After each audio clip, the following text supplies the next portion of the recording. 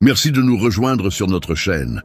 Qui étaient vraiment les Cananéens, ce peuple souvent redouté et mentionné dans la Bible? Et pourquoi Dieu a-t-il ordonné leur destruction totale par les Israélites, l'un des ordres les plus intenses et controversés des Écritures? Dans cette vidéo, nous allons explorer une histoire pleine de vérités cachées, de batailles intenses et de leçons spirituelles profondes. Préparez-vous à découvrir la véritable raison de la chute d'un peuple qui, pendant des siècles, a vécu sur une terre remplie de promesses divines mais marquée par de graves offenses. La région de Canaan, longtemps promise à Abraham et à ses descendants, n'était pas un territoire vide en attente d'occupants. Lorsque les Israélites sont arrivés, ils ont trouvé sur place des groupes puissants bien établis. Il s'agissait de villes fortifiées, protégées par des défenses solides, habitées par des combattants expérimentés, certains même décrits comme des géants. Du point de vue des Israélites et de Dieu, ces sociétés étaient spirituellement corrompues au point d'être irrécupérables. Pourquoi les Cananéens représentaient-ils donc une telle menace, au point que leur destruction totale a été ordonnée? Pour comprendre cela, il faut aller plus loin et examiner le contexte historique et spirituel de cette histoire. Canaan n'était pas seulement une terre fertile et belle, c'était un lieu choisi par Dieu pour révéler sa promesse, sa fidélité et sa justice. C'est là qu'il avait prévu d'accomplir l'alliance conclue avec Abraham. Cet Abraham avait reçu des générations plus tôt une promesse divine. Ses descendants hériteraient de cette terre. Mais la promesse allait bien au-delà de la possession d'un territoire. Elle impliquait la faveur de Dieu, le succès et surtout un engagement sacré avec lui. Canaan occupait une position stratégique au Moyen-Orient ancien, reliant les grandes civilisations de l'époque. Elle s'étendait du Liban actuel au nord jusqu'au désert du Negev au sud, de la côte méditerranéenne jusqu'au fleuve Jourdain. Sur les cartes d'aujourd'hui, cette région couvre une partie d'Israël, de la Palestine, du Liban, ainsi que des zones de Syrie et de Jordanie. C'était une terre connue pour sa fertilité. Les cultures y prospéraient, l'eau coulait dans ses vallées, et on l'appelait une terre où coule le lait et le miel, expression désignant son abondance et sa richesse. Mais cette terre prometteuse présentait un grand défi, prendre le contrôle d'un territoire déjà occupé par des nations puissantes et spirituellement corrompues. Les Cananéens ne formaient pas une seule nation unifiée, mais un ensemble de peuples partageant des traditions et des croyances similaires. Ils vivaient dans des cités-États comme Jéricho, Hatzor, Sidon et Tyr, chacune dirigée par son propre roi et son propre système politique. Ces villes étaient souvent entourées de murailles massives, les rendant presque imprenables pour une armée classique. Mais les Israélites n'étaient pas une armée ordinaire, et leur mission n'était pas une simple conquête militaire. La Bible indique que les Cananéens descendaient de Cham, l'un des fils de Noé, par l'intermédiaire de son fils Canaan, dont le nom a fini par désigner la terre qu'ils occupaient. Selon les Écritures, après un grave acte de déshonneur de Cham, Noé a maudit son petit-fils Canaan.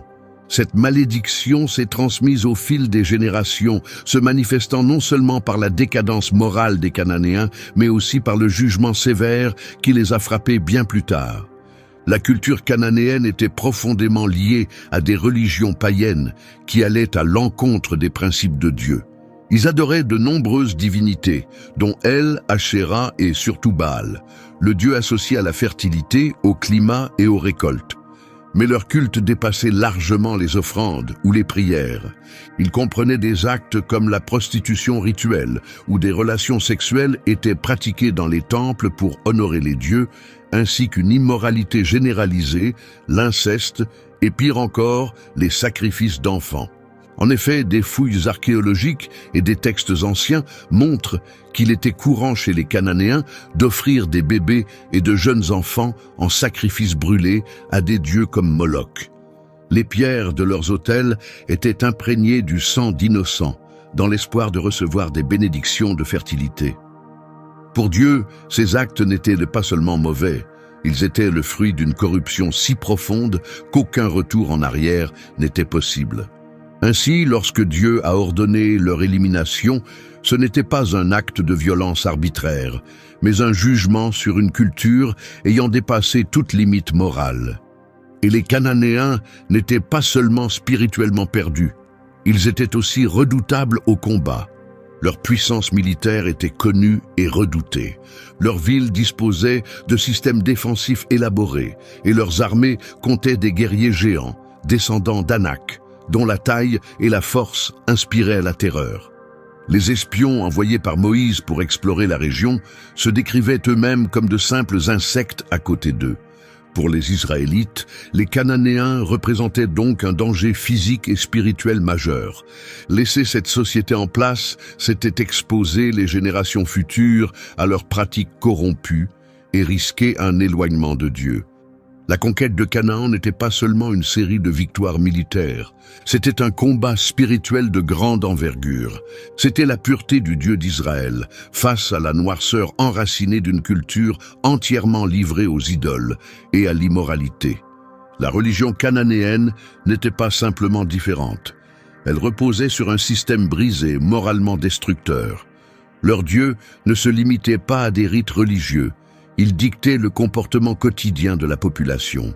Elle, considérée comme le Dieu suprême, est décrite dans les écrits ougaritiques comme cruelle, ivre et dominée par ses pulsions. Sa compagne, appelée Ashéra ou Astarté, était la déesse de la fertilité. Elle était associée à la maternité et à la nature, mais aussi à la sensualité et à la prostitution sacrée. Ces divinités n'étaient pas de simples symboles. Elles justifiaient des comportements que même les sociétés modernes les plus ouvertes jugeraient choquants. Mais le dieu le plus vénéré et craint par les Cananéens restait Baal. Présenté comme le maître des orages et de la pluie, Baal occupait une place centrale dans leur vie agricole. Comme leur survie dépendait des récoltes, ils croyaient que tout reposait sur leur capacité à satisfaire ce dieu. C'est pourquoi ils participaient à des rituels religieux profondément offensants, autant pour les Israélites que pour Dieu. Ces cérémonies comprenaient des actes sexuels réalisés dans les temples, où hommes et femmes s'unissaient avec des prostituées sacrées. Ce que les Cananéens considéraient comme sacré était vu par d'autres comme une preuve de leur déchéance morale.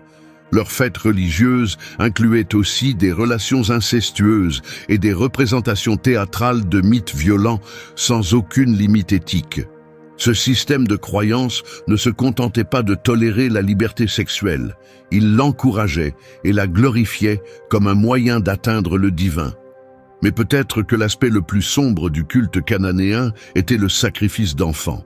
Pour honorer des divinités comme Moloch, associées au feu et à la destruction, ou même Baal, les parents apportaient leurs jeunes fils et filles aux autels pour les offrir en holocauste. Ces enfants innocents étaient tués dans l'espoir d'obtenir la faveur des dieux, que ce soit pour la protection, la richesse ou les bénédictions. Et ce qui rendait cela encore plus troublant, c'est que ces actes n'étaient ni cachés ni secrets. Ils faisaient partie intégrante de la vie publique et du culte officiel. Ces sacrifices étaient réalisés ouvertement lors de cérémonies religieuses, acceptées par la communauté et même célébrées par beaucoup. Ainsi, lorsque Dieu ordonna aux Israélites de détruire chaque autel, chaque idole et chaque lieu sacré des Cananéens, l'objectif n'était pas de gagner du territoire ou du pouvoir politique. C'était une attaque directe dans un conflit spirituel beaucoup plus large. Il s'agissait de briser un système religieux qui égarait les peuples, provoquait douleur, destruction et mort. Dieu savait que si cette forme d'idolâtrie persistait, elle finirait par corrompre le cœur des Israélites et les éloignerait de leur mission et de leur identité. Aussi sévère que puisse paraître l'ordre d'éliminer les Cananéens, il faut le comprendre dans le contexte de cette époque, à la fois historique et spirituel. Ce n'était ni une décision arbitraire, ni un acte cruel. C'était le fruit de longues années de patience, d'avertissement et d'appel au changement. Dieu ne prononce jamais un jugement sans raison. Dans le livre de la Genèse, chapitre 15, verset 16, Dieu dit à Abraham que ses descendants prendraient possession de la terre à la 4e génération, car l'iniquité des Amoréens n'est pas encore à son comble. Cela révèle une vérité importante. La justice de Dieu vient toujours après la miséricorde et il accorde du temps pour que les cœurs changent. Sa patience donne au peuple une chance de se détourner du mal. Mais cette patience a des limites. Pendant des siècles, Dieu a permis aux Cananéens de suivre leur chemin. Il a retenu son jugement, leur laissant l'occasion de changer. Mais au lieu de s'améliorer, ils ont empiré, adoptant des pratiques en opposition directe avec la volonté du Créateur. Le jugement qui est finalement tombé n'était pas un châtiment aveugle, mais une justice rendue à un peuple pleinement conscient de sa corruption, mais refusant de se repentir.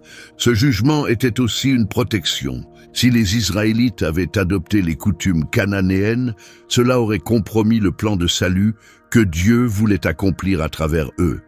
Ainsi, le combat contre les Cananéens n'était pas seulement une conquête de terre.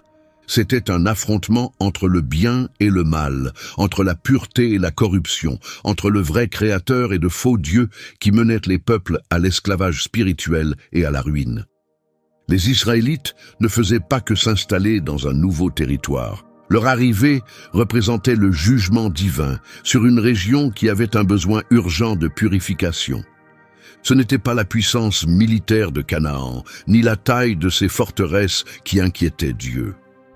Le véritable danger résidait dans une culture profondément corrompue, enracinée dans cette terre.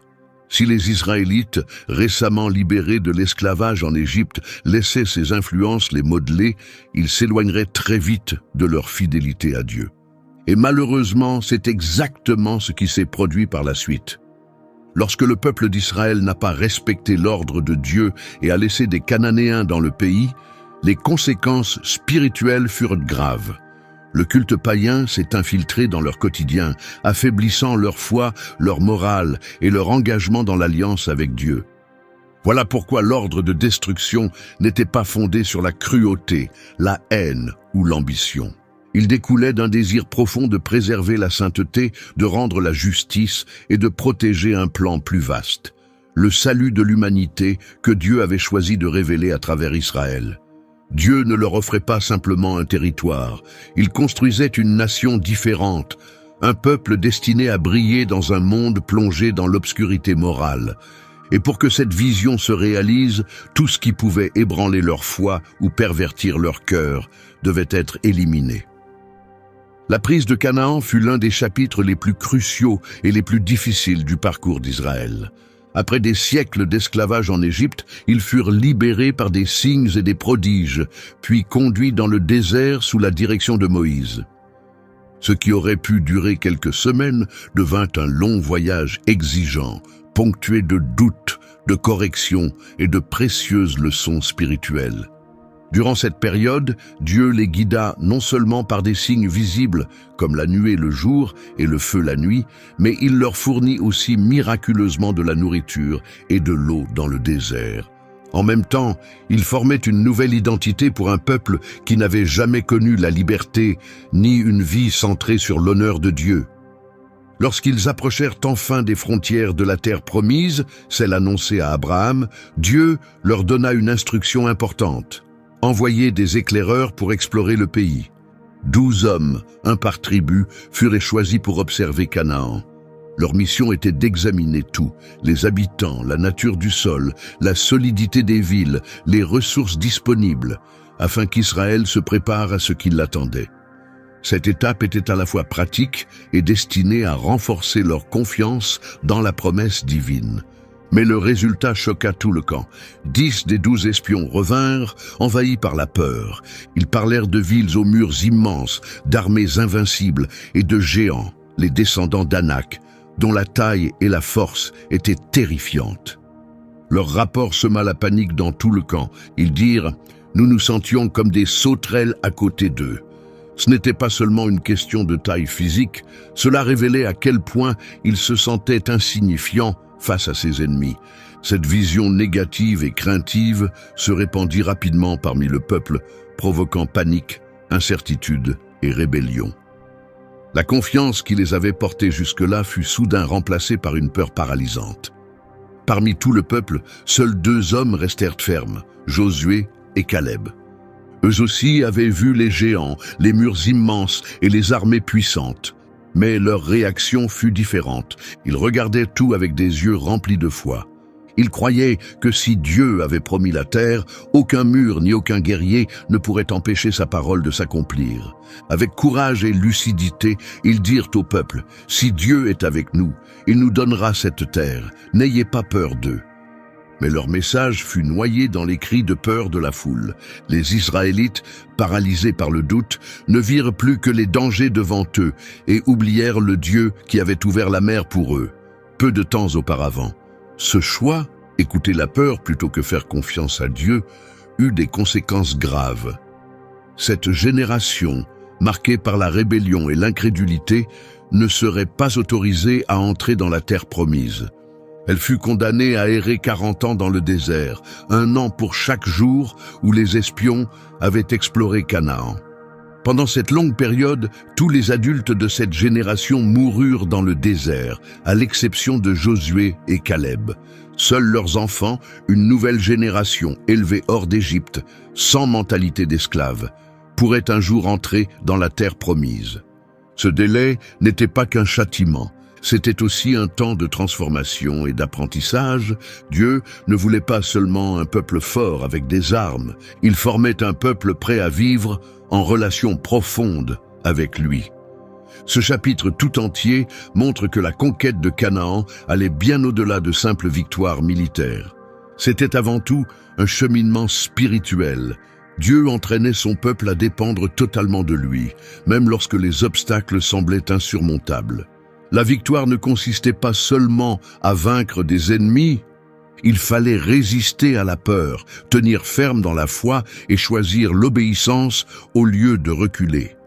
Le vrai combat ne se jouait pas seulement sur le champ de bataille, il se déroulait dans les cœurs. Foi, fidélité et pureté étaient les armes les plus essentielles. Et à ce moment-là, ces qualités étaient encore en formation. C'est pour cela que Dieu a retardé la conquête. Dans sa sagesse parfaite, il montrait que ses promesses s'accompagnent d'un processus. L'important n'est pas seulement d'atteindre la destination, mais de devenir les personnes capables de la recevoir. Dieu se sert du voyage pour enseigner la confiance, façonner le caractère et faire grandir une foi solide. Quand le temps de Moïse arriva à sa fin, la mission de conduire le peuple revint à Josué.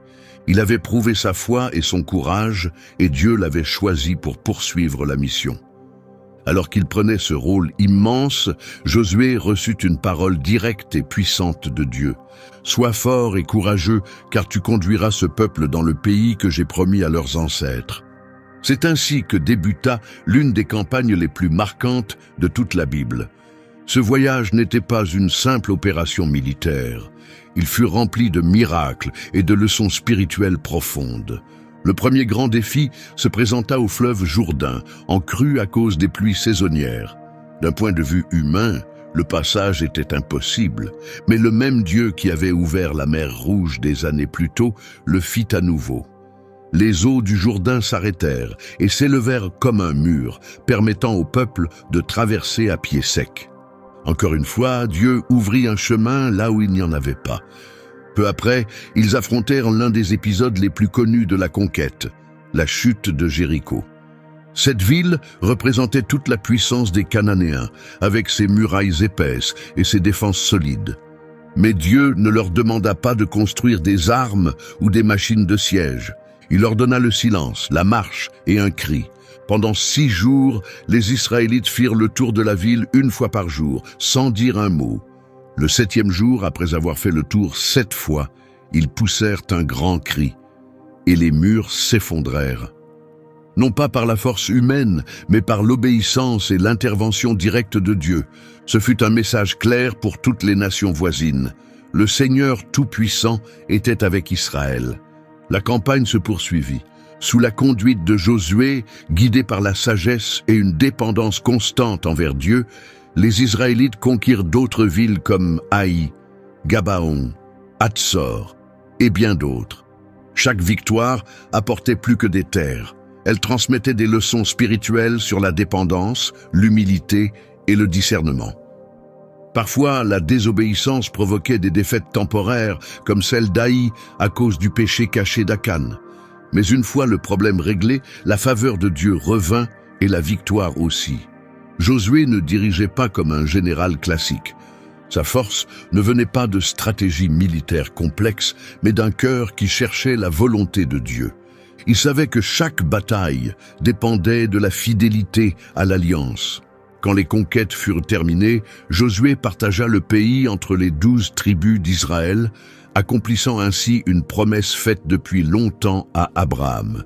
Ce fut la fin d'un chapitre et le début d'un autre, une nouvelle saison où le peuple devait non seulement posséder la terre, mais y vivre fidèlement. C'était l'accomplissement d'une promesse transmise de génération en génération, et un rappel que le plus grand défi ne consistait pas à gagner des batailles, mais à rester obéissant. La vie de Josué nous rappelle que la véritable puissance ne réside pas dans les armées ou les chiffres. Elle se trouve dans une vie entièrement remise entre les mains de Dieu. La conquête de Canaan n'est pas seulement un récit de guerres et de frontières, c'est un exemple spirituel puissant de la manière dont Dieu agit à travers ceux qui lui font confiance. Aujourd'hui, Canaan ne représente pas simplement un lieu géographique.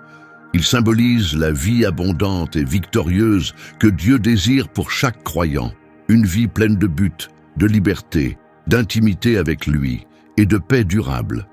Tout comme Israël a dû affronter des ennemis, nous aussi faisons face à des défis, des combats contre le péché, des luttes personnelles et les pressions d'un monde qui cherche à nous éloigner de la vérité. L'appel que Dieu adressa à Josué résonne encore aujourd'hui. Sois fort et courageux. C'est un rappel à continuer de faire confiance, même quand tout semble perdu, quand les obstacles paraissent insurmontables ou que les géants se dressent devant nous. Dieu nous montre que la vraie victoire ne vient pas de notre force, mais de la foi placée en lui. Et comme pour la destruction des idoles à Canaan, nous sommes rappelés à enlever de nos vies tout ce qui se dresse entre Dieu et nous. La bataille pour la terre promise appartient peut-être à l'histoire ancienne, mais ces leçons restent vivantes et urgentes aujourd'hui. Les idoles ne sont pas seulement des statues de pierre ou de bois. Elles peuvent être des habitudes, des pensées, des désirs ou des influences extérieures qui prennent la place de Dieu dans nos cœurs. Pour entrer pleinement dans la vie que Dieu a préparée pour nous, notre cœur doit être pur, totalement abandonné à lui et prêt à obéir, même lorsque cela signifie renoncer à quelque chose que nous chérissons. Tout comme Josué avait autrefois réparti la terre entre les tribus d'Israël, Jésus offre maintenant un héritage spirituel à tous ceux qui croient en lui. Un héritage qui ne se mesure pas en terres ou en possessions, mais en paix intérieure, joie durable, relation intime avec Dieu et l'incroyable espérance de la vie éternelle. La victoire sur les Cananéens annonçait une réalité bien plus grande, celle que Jésus a remportée pour nous. Il a vaincu le monde, triomphé du péché et nous conduit maintenant vers la terre promise ultime, l'éternité dans la présence de Dieu. Même si cette histoire vient d'un passé lointain, ses enseignements sont toujours actuels et profonds. Elle nous appelle à vivre avec audace, patience et une confiance totale en Dieu, en sachant que c'est lui qui donne la victoire, même dans les moments les plus sombres de la vie. La conquête de Canaan nous révèle qui est Dieu, sa sainteté, sa justice et sa fidélité absolue à ses promesses. Elle nous enseigne que même lorsque ses jugements semblent durs, ils découlent d'un amour passionné pour un peuple appelé à vivre dans la vérité et la fidélité. Aujourd'hui, nous ne combattons plus avec des épées ou des boucliers, mais nous faisons face à des ennemis spirituels tout aussi réels. Nous luttons contre des tentations qui cherchent à nous éloigner de Dieu.